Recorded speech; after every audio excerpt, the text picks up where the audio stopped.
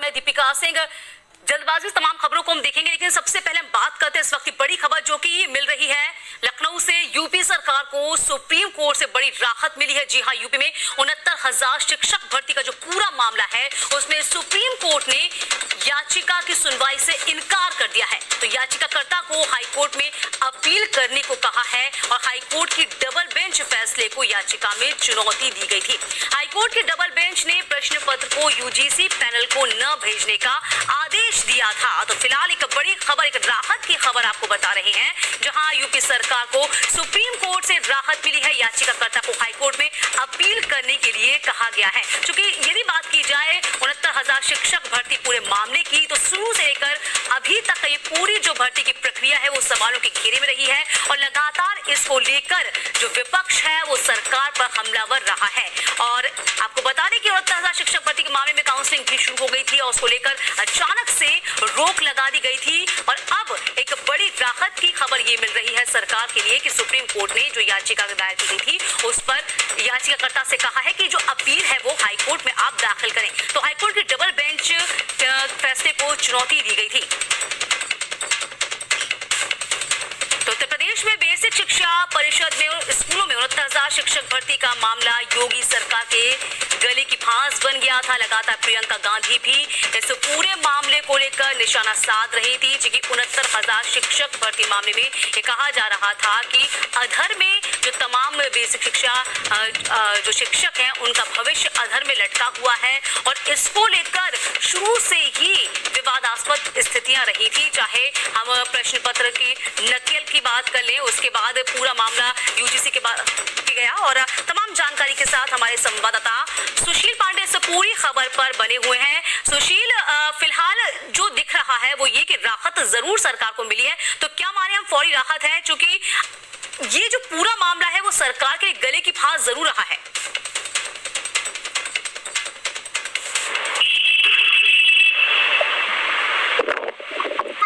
सुशील, आप तक आवाज पहुंच रही है मेरी?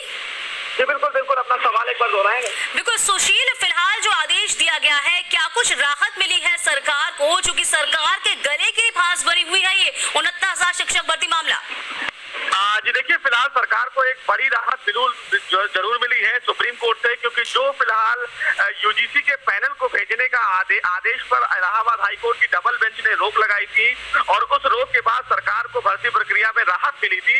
उस याचिका को चैलेंज करने के बाद जब सुप्रीम कोर्ट में आज सुनवाई के लिए इस याचिका को लगाया गया तो सुप्रीम कोर्ट ने मामले की सुनवाई से इनकार कर दिया। यानी कि जो डबल बेंच की राहत थी वो बरकरार है और उत्तर प्रदेश सरकार को फिलहाल सुप्रीम कोर्ट से एक बड़ी राहत मिली है।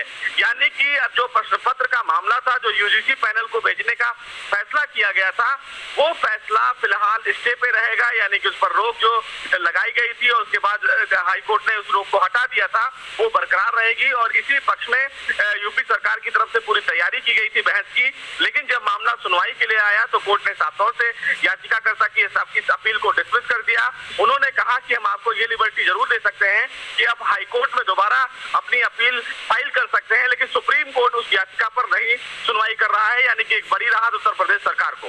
लेकिन ये भी आपसे जानना चाहेंगे कि अब आगे क्या स्थितियां नजर आती हैं यहाँ पर, क्योंकि जिस तरीके से काउंसिल की प्रक्रिया शुरू हो गई थी उसको रोक लगा दी गई थी और अब ये भी कहा गया था प्रश्न पत्र में कुछ जो प्रश्न है वो गलत है और यूजीसी के पास अब जो पूरा मामला ये है वो साफ हो चुका है। लेकिन अब आगे क्या स्थितियां साफ होती नजर आ पा रही है आपको?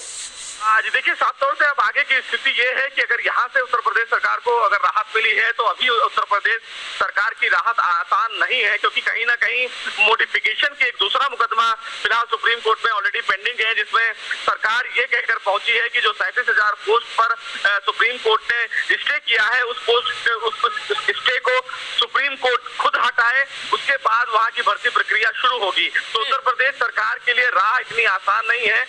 उनके इस पूरी भर्ती में कहीं ना कहीं 4 मुकदमे दायर किए गए हैं, जिस पर भर्ती प्रक्रिया पर अभी भी रोक जारी है। दोबारा जब मामला सुनवाई के लिए जब लिस्ट होगा और अगर मॉडिफिकेशन के लिए सुप्रीम कोर्ट तैयार होता है तो यह माना जा सकता है कि भर्ती प्रक्रिया शुरू हो जाएगी।